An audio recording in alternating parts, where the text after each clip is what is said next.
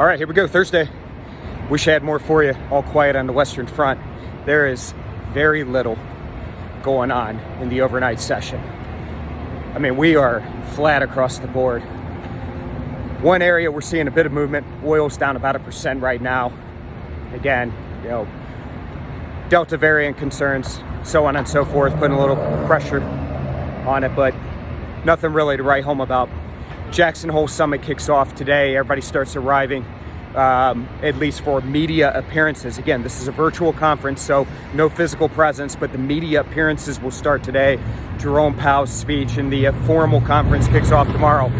Everybody waiting for that event. We've talked about it all week. No need to talk about it anymore. So again, quiet day today. Do have a couple earnings out this afternoon. Let's be ready. Oh, yesterday visited with our good friends over at the Small Exchange. Interesting stuff going on. I think everybody knows about our integration now and acquisition of Tasty Trade and the Tasty Trade network.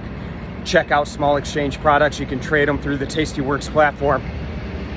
It's great to have them in the family. All right, folks, let's go get some today. I'll see you tomorrow.